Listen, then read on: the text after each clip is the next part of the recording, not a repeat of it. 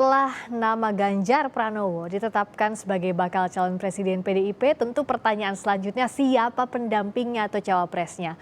Apakah namanya sudah ada? Kita bahas bersama politisi PDIP Deddy Sitorus dan bergabung juga pakar politik yang juga Direktur Eksekutif Poltreking Indonesia, Hanta Yuda. Selamat malam Bung Deddy, Mas Hanta, maaf lahir batin. Terima kasih sudah bergabung. Selamat malam, Rizka, Mas Dedi. Selamat malam. Saya ke Bung Deddy dulu. Pasti tadi baru saja Mas Hasto hari ini bilang bahwa tidak ada model kawin paksa soal bakal cawapresnya Pak Ganjar ini. Ada pacarannya, ada pemahamannya, dan ada komitmen terhadap bangsa dan negara. Sejauh ini yang sudah PDKT siapa aja pasca deklarasi kemarin, Bung Deddy? Ya saya kira kita pertama-tama harus paham kita masih dalam suasana Idul Fitri ya. Jadi saya kira sampai saat ini belum ada pembahasan yang mendalam soal siapa calon presiden, wakil presiden, bakal calon wakil presiden. Dan untuk sampai ke pembicaraan siapa bakal calon wakil presiden, tentu kita harus berdiskusi dulu dengan mitra-mitra potensial kita untuk melakukan kerjasama politik mencalonkan Pak Ganjar, kan itu dulu. Kalau tahap itu sudah selesai, tentu selanjutnya kita menyusun yang namanya visi misi atau program dari capres, lalu kita cari cawapresnya yang cocok bisa bekerja sama dengan calon presiden gitu Mbak. Jadi ada tahapan-tahapan yang masih harus kita lalui untuk sampai ke sana. Ada tahapannya, izin Bung Deddy. Memang ada tahapannya. Tadi Mas Hasto terakhir bilang bahwa ada parpol yang akan segera gabung juga untuk dukung Pak Ganjar. Sejauh ini siapa tuh? Ya, sampai sekarang kan ada banyak partai yang kita sudah melakukan komunikasi yang terukur gitu ya. Tetapi juga kan ada partai-partai yang sudah punya akar hubungan yang kuat dengan PDI Perjuangan. Sebut saja misalnya kita punya hubungan yang kuat sejak zaman dulu masyumi antara Bung Karno dengan apa namanya Kiai Wahid Hasyim gitu ya. Itu kan jelas sekali artinya kita punya hubungan dengan NU dan PKB. Kita juga punya hubungan yang kuat, Bung Karno, Bu Mega itu kan warga Muhammadiyah. Kita punya tradisi hubungan yang panjang dengan PAN misalnya. Demikian juga yang lain. Nah saya kira siapa partai yang akan merapat itu nanti kita tunggu saja Mbak, mungkin tidak terlalu lama kok ya. Saya tidak ingin mendahului karena itu nanti kewenangan DPP partai untuk menyampaikan partai mana gitu. Tetapi tidak akan jauh dari apa yang selama ini sudah banyak menjadi pembicaraan publik saya kira gitu. Kalau Mas Hanta lihat kansnya ini parpol mana yang paling besar sejauh ini peluangnya untuk gabung mendukung Ganjar? Ya, ini penurunnya bergeser ke PDI Perjuangan, Rizka. Tadinya kan narasi besarnya koalisi besar yang dibangun KIP menjadi sumbu utamanya. Sekarang ketika PDI Perjuangan sudah mengumumkan Ganjar, nah mereka yang memegang ini kemungkinan. Kalau kita posisikan Prabowo akan maju juga, maka KIP ini akan memendar kemana saja. Nah tadi dari Mas Dedi juga sempat menyebut nama dua partai di dalam KIP, yaitu PAN dan P3. Itu yang memiliki peluang potensi yang cukup besar bergabung bersama PDI Perjuangan. Dan dua nama ini juga, dua partai ini juga ada, kalau P3 kan sejak awal yang paling gencar belakangan ada nama Sandiaga Uno. Dan juga Thohir disebut juga di P3 sebelumnya. Di PAN itu sudah berulang-ulang Pak Zulkifli Hasan memasangkan bahkan Ganjar dengan Erick Thohir. Nama Erick Thohir menjadi preferensi dari PAN. Dan dua nama ini juga, ya juga tokoh mainnya kebetulan mungkin disampaikan oleh Presiden nama pertama, yaitu Erick, yang kedua Sandiaga Uno. Itu ada nama lain Mahfud, Ridwan Kamil, dan seterusnya. Saya kira tadi ya poinnya baik yang disampaikan, kita berangkat dari nama yang disebutkan oleh Pak Jokowi, Pak Hasto juga akan mempertimbangkan dengan dinamis dari kalimatnya. Kalau kata Mas Dedi tadi tidak jauh-jauh, nah kira-kira itulah. Saya kira juga saya menduga seperti Mas Ganjar, kemudian cawapres juga dari 6 nama tadi. Kalau di luar Pak Prabowo ya kita memposisikan Prabowo sebagai capres dalam konteks ini masih 3 poros, maka inilah yang mungkin yang nama-nama yang akan diprediksi dan ditimbang oleh PDI Perjuangan. Dan ini kan dinamis, di mana posisi capres-capres ini memiliki elektabilitas yang kompetitif, Rizka. Posisi cawapres sangat menentukan, jadi keliru menentukan cawapres juga harus hati-hati. Nah, Yang paling penting itu siapa kira-kira yang akan menentukan siapa cawapres ini. Kalau dari sekarang ini kan ada 3 kelompok aktor yang Ya, menentukan. Satu, capres itu sendiri, berarti kalau kita ngomong 3 poros ada Ganjar, Anies, dan Prabowo. Yang ya, kedua, para itu player partai politik, para ketua umum partai, itu level kedua. ya, Nah, yang ketiga level tertinggi, para kingmaker. Siapa kingmaker senior, patron politik yang berempat, satu Ibu Mega, kedua Pak Jokowi, dan ketiga Pak Surya Paloh. Kalau bisa bicara Ganjar, pemilik saham terbesar yang paling menentukan hari ini saya harus mengatakan adalah Ketua Umum PD Perjuangan. hmm, Perjuangan. Jadi kalau ada cawapresnya Ganjar yang memiliki akseptabilitas yang rendah di Ibu Mega di PD Perjuangan, agak sulit. Itu satu. Barulah level yang kedua, partai-partai politik. Saya meletakkan agak beda kalau menganalisa dalam konteks Ganjar ya, karena ya, struktur kekuasaan setiap partai berbeda.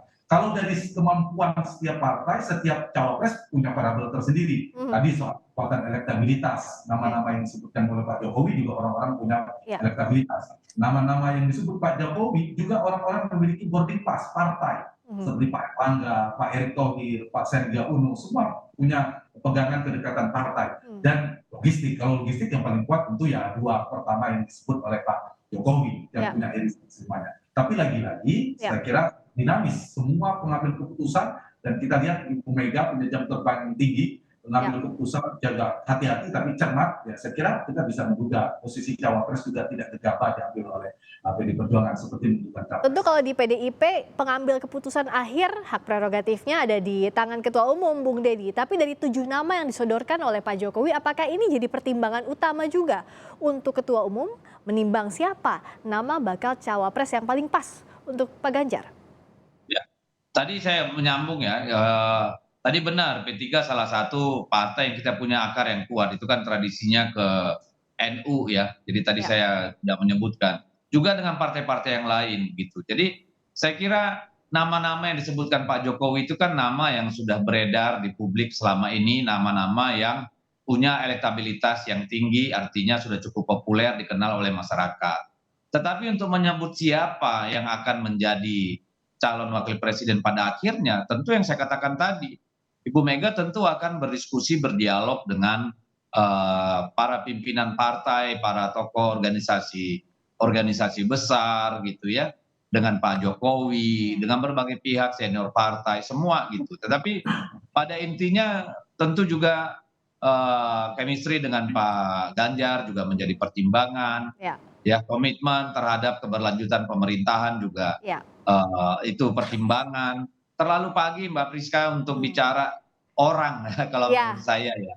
Karena dinamikanya akan sangat tinggi, kita tunggu saja dalam waktu beberapa hari akan ada partai politik ya yang akan bergabung atau katakanlah bersilaturahim dulu lah dengan kita ya, Oke. walaupun tidak deklarasi gitu ya. Ya. Dan itu bisa saja dari partai parlemen atau non parlemen, Hmm. bisa 1, bisa 2, bisa 3, bisa Ya. banyak gitu kan. Kita belum tahu, tetapi intinya Oke. PD Perjuangan membuka diri untuk kerjasama politik dalam rangka memenangkan pemilu untuk menyempurnakan apa yang sudah dibangun, apa yang menjadi legasi dari Pak Ya. Jokowi gitu. Bung Deddy, iyalah terlalu pagi, bukan hanya terlalu pagi. Nanti setelah Sapa Indonesia Malam bisa ditelepon sama DPP kalau Bung Deddy sebut nama. Nah, tapi kan seenggaknya kita baca soal momentum. Saya ke Mas Hanta. Ada 2 kode atau kita baca momentum yang dibilang kebetulan, tidak yang kebetulan lah dalam politik. Misalnya, Sandiaga Uno mundur dari Gerindra dan tampak merapat ke P3. Lalu juga PAN, Pak Zulhas kasih kode bahwa ya Pak Ganjar ini punya track record yang bagus dalam memimpin Jawa Tengah. Dan keputusan akhirnya diserahkan ke Pak Jokowi kalau PAN ikut Jokowi. Nah, gimana Mas Hanta membaca kode ini? Apakah bisa dikatakan P3 dan PAN lah yang paling mungkin, meskipun sejauh ini kalau PAN kan sempat bergabung di koalisi kebangsaan, membentuk koalisi kebangsaan, begitu pula dengan P3 di KIB. Ya, kalau disambung-sambungkan betul juga benangnya, Friska. Kebetulan juga ketika Pak Jokowi ditanya oleh media, menyebut 2 nama yang disebutkan 2 partai yang Friska katakan tadi, Ya. yaitu satu Erick Thohir, kedua adalah Sandiaga Uno. Kebetulan mereka namanya itu keluar dari 2 partai tadi. Ya. Nah, sekarang ini kan kita bicara tadinya sebelum PDIP menentukan Ganjar, ada KIB 3 partai, Golkar, PAN, dan P3, ada koalisi Kebangkitan Indonesia Raya, dan ada koalisi perubahannya Anies. Nah, sekarang KIB ini yang kemungkinan pertanyaannya KIB, 3 partai ini Golkar, P3, dan PAN kemana sekarang itu? Ya. Apakah ke PDIP akan bergabung ke kalau melihat dari poros gerbongnya Pak Jokowi, ya kalau tidak ke PDIP, ke Pak Prabowo. Kalau Ya, misalnya kita asumsikan Prabowo juga dengan poros kutub politik sendiri. ya, Nah, yang paling mungkin kita bicara Golkar mungkin belum ya, karena mungkin Golkar punya posisi tawar juga karena punya kursi yang lumayan, sudah diputuskan juga oleh partainya Pak Erlangga harus maju. Maka kalau kita bicara PAN dan P3, ya dua nama itu, kita bicara PAN dan P3 ya, bukan ya. PDIP. PAN dan P3 preferensi atau aspirasi politiknya paling kuat di dua nama yang disebutkan oleh Pak Jokowi juga Ya. secara utuh. Nah, ini saya kira menjadi dinamika yang cukup kencang nanti dalam beberapa dinamika. Nah, tetapi Priska, ketika ada manuver para cawapres juga belum tentu kita anggap ini juga persiapan yang dilakukan skenario dilakukan oleh PDI Perjuangan. Bisa jadi skenario masing-masing. Atau ada aktor yang menskenariokan, tapi kan tidak bisa disambungkan otomatis bahwa beberapa hari yang lalu PDI Perjuangan mengumumkan Ganjar. Nah, kemudian ada juga aktor lain, aktor politik yang memanfaatkan momentum. Kalau gitu, keluar dari P3 mulai menyebutkan nama ini. Ya semua kan ingin membidik. Dia ingin membidik dari cawapresnya Ganjar, dia memanfaatkan momentum. Ya. Ingin menjadi cawapresnya Prabowo, dia memanfaatkan momentum. Tapi kalau ingin menjadi cawapres Ganjar, sekarang momentumnya dimunculkan kepada publik. Ya. Tapi Priska, jangan lupa juga politik ini kan bisa kita mengasumsikan 3, tapi bisa 4, tapi bisa juga 2. Kalau dari sisi Pak Jokowi untuk keberlanjutan pemerintahan, untuk lebih nyaman, seterusnya pasti Pak Jokowi pengennya 2 pasang yang orang beliau semua misalnya Ya. gitu. All president's man begitu ya. Ya, all the president man semua. Misalnya sekarang tentu Mas Ganjar satu partai, Pak Prabowo juga punya kedekatan. Itu opsi paling baik. Ya. Tapi kalau tidak bisa, tetap muncul opsi yang kedua di mana ada calon yang ketiga, realitasnya ada Anies berpotensi dengan 3 partai, maka ada 3 poros. Tapi Pak, dari sisi Pak Jokowi, bacaan saya lebih juga skenario jadi Pak Jokowi sebagai presiden ya, yang sekarang menjabat ya, berbeda dengan partai-partai, mungkin menggabungkan 2 kekuatan besar dan istilah narasi koalisi besar juga lebih bagus kalau berhadapan dengan yang di luar. Katakanlah yang mengusung isu perubahan, kalau dipasangkan Ganjar dan Prabowo menjadi koalisi besar itu juga lebih kuat skenario-nya. Tapi kalau gagal juga Pak Prabowo tetap maju, nah barulah kita bicara yang kita diskusikan tadi adalah tetap ada 3 poros dengan elektabilitas kuat, Ganjar, Prabowo, Anies. Nah kita bicara Ganjar, wakilnya siapa ya? Paling realistis bicara hari ini yang berasal dari koalisi Indonesia Bersatu, dari Golkar, dari P3 dan PAN. Khususnya PDIP sebagai partai nasionalis terbesar membutuhkan teman koalisi dari kelompok Islamis. Nah, di sana ada melengkapi juga P3 dan PAN. Kalau ditarik juga tadi seperti Mas Deddy katakan, kedekatan Bung Karno dengan tokoh-tokoh Islam, NU, Masumi, bersama PNI itu kan punya sejarah panjang. Nah, kalau itu dilakukan ya sama mengulang apa yang dibangun oleh Bung Karno beberapa puluh tahun yang lalu. Oke, terakhir Bung Deddy singkat saja, kemungkinan bakal cawapresnya dari kalangan religius? Iya, orang Indonesia kan semua religius ya Mbak. Jadi saya kira siapapun nanti di cawapresnya pasti kombinasi yang terbaik untuk memenangkan kontestasi. Saya kira itu tolak ukurnya. Karena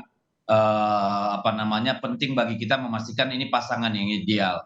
Bahwa dalam sejarahnya kita punya tradisi panjang untuk menyatukan nasionalis dan religius, itu adalah praktek berbasis dari pemahaman kita terhadap bagaimana membangun bangsa secara gotong royong gitu. Jadi ya saya kira kita tunggu sajalah karena masih ada waktu beberapa hari untuk melihat perkembangan dan nanti ada akselerasi mungkin pada minggu-minggu berikutnya. Saya kira lebih baik kita menunggu Mbak daripada berandai-andai kalau menurut saya. Menarik untuk dicermati nanti bagaimana akselerasi di minggu-minggu ini yang cukup menentukan. Meskipun tadi kata Bung Deddy masih suasana lebaran, kemarin juga deklarasinya jelang lebaran. Jadi pasti akan ada dinamika yang menarik. Masih ada tanggal 1 Juni Mas Deddy ya. Masih ada 1 Juni juga nanti yang sebelumnya disebut-sebut sebagai kejutan di sana. Terima kasih atas waktunya politisi PDIP Deddy Sitorus dan juga pakar politik Direktur Eksekutif Poltreking Indonesia Hanta Yuda. Selamat malam Bapak-bapak.